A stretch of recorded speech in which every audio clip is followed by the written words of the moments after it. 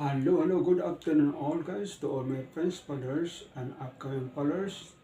Thank you sa inyo lahat sa walang sawang support sa aking YouTube channel po.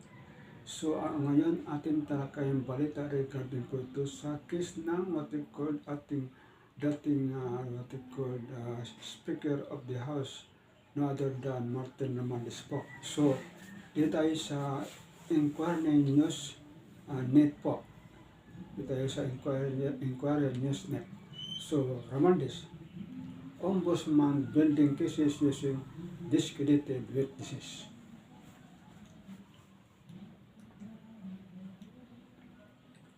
The former Speaker letters representative Ferdinand Martin Romualdez called out the office of Ombudsman over its continuing effort to build up plunder and grab cases against him, using witnesses that he said were earlier discredited by the agency and later by the Department of Justice.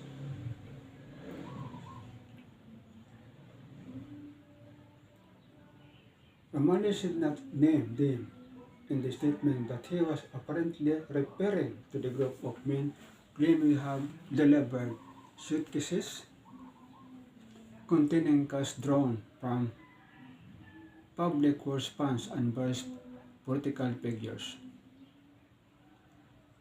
Allegedly, upon instruction from Lucien Ako Bicol Representative Saldico, a former chair of the powerful House of Arbitration Committee,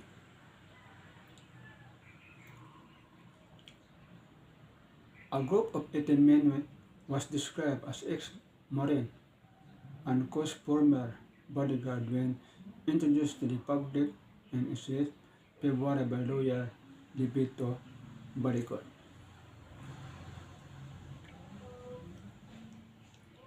After investigation, the Office of Ombudsman last week said a special panel of prosecutors, corruption involving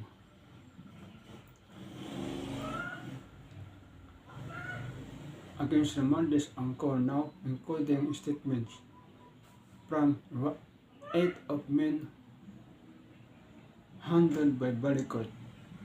On earlier, it was 2 respondents had been ordered to file their counterparts affidavits.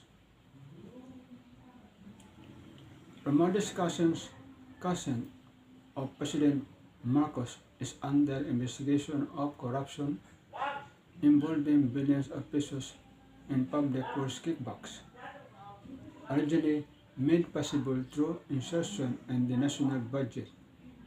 He has maintained his innocence and his readiness to disprove the allegation of court, stressing that the lawmakers had no functional control over the public works projects were implemented.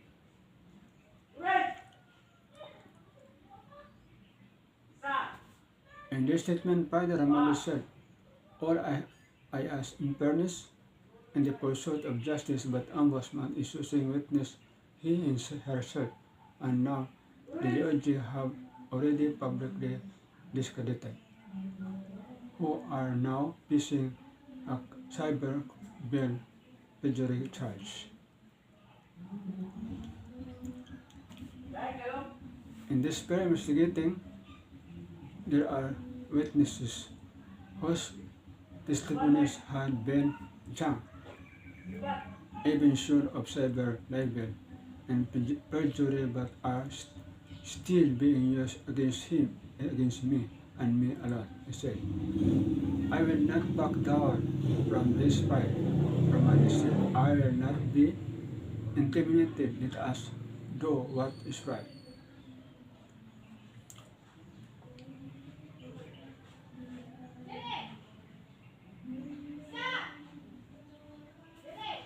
Balicot and his so-called co-bagmen are facing libel and perjury complaints filed of the DOJ, assure several lawmakers of public figures who was claimed were recipient on the cash they delivered.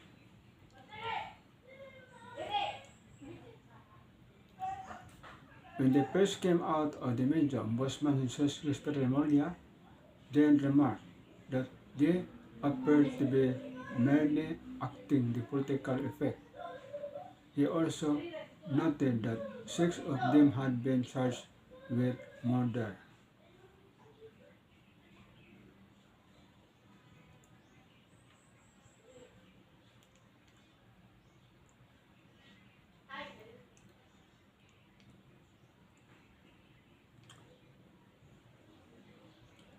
So that's all for today, all guys. Thank you, and all your supports, and God bless you all. So I hope you won't mind and to like this video and to share it so that the other will know also regarding this video or what you call the case of a former speaker no other than Martin Romandes. Thank you everyone. Bye bye. God bless. Ingat po.